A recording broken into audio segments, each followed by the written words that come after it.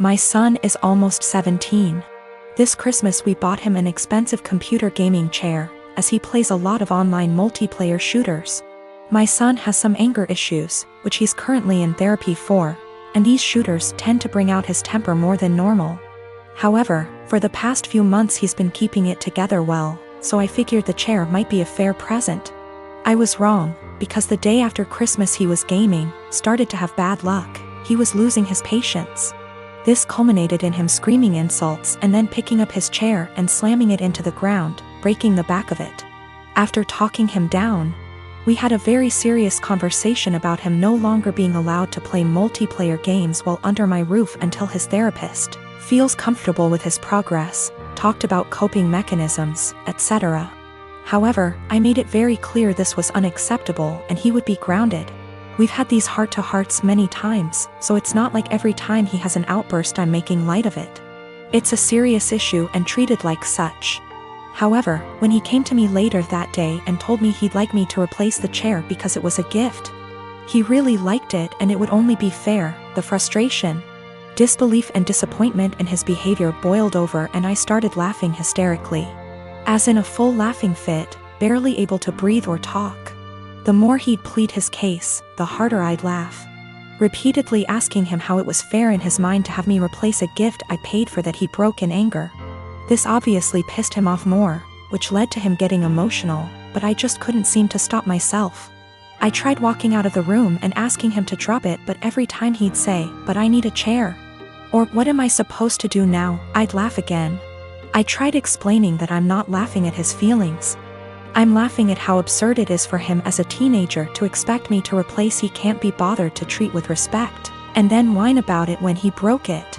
He's still pissed about it, and feels slighted. I feel bad for laughing, and honestly wonder if I had some sort of mini stress break myself. Because it's never happened before and I couldn't seem to stop.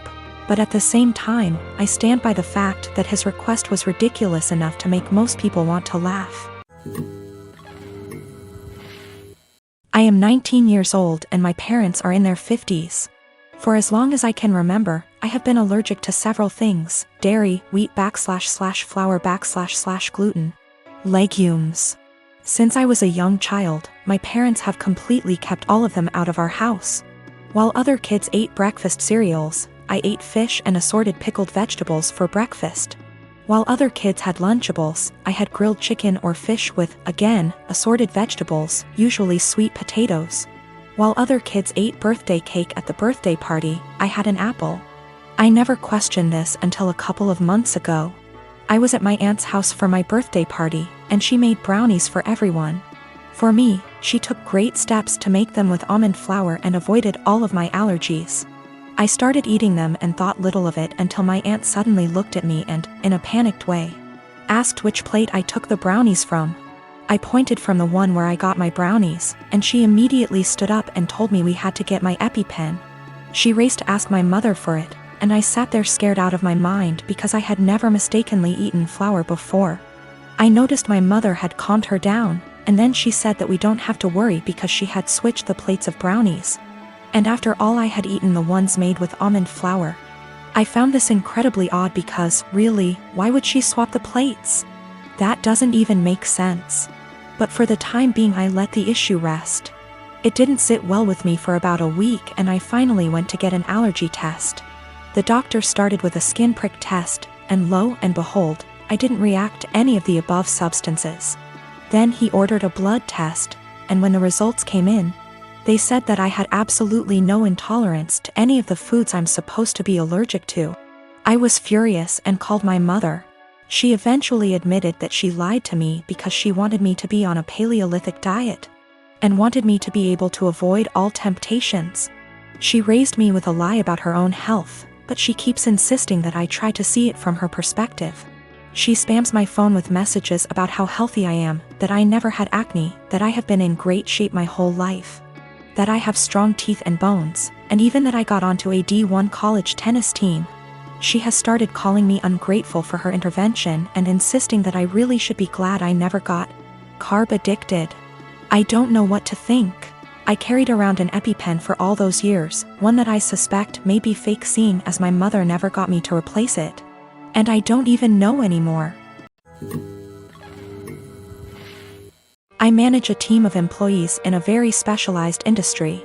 The employees are hired on 2-year contracts that are mostly automatically renewed. Salaries are fixed for the duration of the contract, but raises are negotiated at time of renewal. There are no non-competes. I have one employee, Sarah, who requested a meeting with me last week to discuss a possible raise. I informed her that it is a little early as her contract won't expire until Jan, and I would be happy to discuss it in November. She told me she would like to discuss it now as her current salary does not reflect the amount of work she is doing. So I set up a meeting with her on Friday and told her I will hear her out. To her credit, she gave well thought out presentation listing the average salary in her field, the extra responsibilities she had to take on, and the extra revenue she was able to generate, etc. In the end, she asked for a 19% raise to stay on. This was a substantial jump, but I thought she made some good points and, with inflation being what it is, I can sell it to the managing partner that we are locking down a good employee for 2 more years. After the presentation, I told her I will just approve the raise and talk to the managing partner about starting her new contract early. Since the only things we are changing are the salary numbers, we can have the new contract ready for her to sign by Tuesday. She seemed very surprised that I did not try to negotiate and looked a little shell-shocked that the meeting was over so quickly. So anyways, I spent the entire weekend selling the raise to the partners and harassing legal to get the documents ready. However, when I gave her the documents to sign this morning, she asked for another meeting to discuss salary. She informed me that after doing more research over the weekend, her pay is still not reflective of all the work she is doing. At this point, I got pretty annoyed and told her that we can discuss in 2 years. I thought that was the end of it, but after lunch she came to my office with 3 offers letters she received from our competitors. One in our city with a salary that is 2 to 3% higher, and 2 from other states that are 8 to 9% higher. She asks for the new salary to at least match the competitor in our city to stay. At this point I got very frustrated and told her that she is now free to work for our competitor, because her contract with us will not be renewed. She called me in and left crying, immediately telling all her coworkers that I fired her for asking for a raise, which obviously caused quite an uproar. My wife thinks that I am the because I could have just said no. She probably had the other offers for a while and was never going to actually leave. She recommended that I offer her back the new contract. Anyways, I am contemplating going back to the office tomorrow and offering Sarah her new contract again. But I just felt like the relationship between us is ruined after this whole situation. Her currently contract is negotiated 2 years ago, which is why there is a discrepancy in pay with the current offers. There are also a lot of reasons for differences in salary even within the same city. Perhaps less PTO, maybe more responsibilities, maybe they lock them in the contract for 3 years instead of 2. Which is happening more and more now. Maybe they have a non-compete, or maybe they are better. I can't say. Her contract expires Jan, so she has plenty of time left at the company if she wants to finish out. Sarah is WFH today, so I sent her an email apologizing for overreacting yesterday, and informing her that she is an important member of our team and that I worked really hard to get her the raise she initially requested. The new offer still stands provided she return the signed contract to me today before 5 p.m. I would be happy to execute it immediately and get her sorted out before the next payment period. She emailed back also apologizing for her reaction yesterday and said that she enjoyed working here and feels like she really has an opportunity to grow. But she then ended the email asking if I would still be willing to reconsider upping the offer to match her other offer. At this point, I just can't even anymore. I basically ignored her email, and at 5:01 p.m. with no signed contract from her, I sent an email to the managing partner I was talking to all weekend. Hope this email finds you well. I am writing to inform you that Sarah has elected to decline the new contract as it is written. She has informed me that she received an offer from our competitor with a salary of XXX. I have attached a scanned document of the offer letter with this email for your convenience. She has requested that we match that salary to retain her services as our current offer is insufficient. As of right now, her contract expires January 22nd. Please advise on the next steps. X and I had way too young. We're friendly co-parents. One big rule we share is if our daughter breaks something, she pays for it. Now, sis and I are the only grandkids. Aunt never married. Instead, she worked with GMA and GPA at their Seams Tri-store, and took it over when they retired. Sis's girlfriend proposed last year. GPA offered to make FSIL a custom suit, which she was over the moon about. GMA had me ask Sis what her dream dress was and record the convo. Sis, thinking it was just between us, told me in great detail what her dream dress was, though said it was way too expensive. So she would get something much cheaper. Well, a few months later GMA surprised Sis with her dream wedding dress. It FOT perfectly and everyone cried. Sadly, GMA recently passed away, which hit us all hard. Sis was devastated, but decided that the dress meant GMA would still be there with us at the wedding. The issue comes in with C. She's very large, much larger than Sis. 3 days ago, we decided to go visit Sis and see how she was doing. It was great, but then C asked if she could try on the dress. Sis politely said no. C made a face, but dropped it. Later, we decided to go grab dinner. Sis and I went to pick up our orders, but C decided to stay and play with Sis's dog. We got back, and the dress was destroyed. C had apparently tried to get it on, popping some seams, and got stuck. Instead of waiting for help, she cut her way out. The dress was hacked to bits. Sis was devastated and asked us to leave. I grounded C and called Aunt with some pictures, asking if it could be saved. She said there was no. She said she'd make a new one, but it wasn't the same. Then she dropped the bomb on me. GMA had hand-sewed most of the dress, used super expensive fabric, and put almost 500 hours in making that dress. Since it was the only family wedding we'd have. In total, the dress cost $12,000, give or take.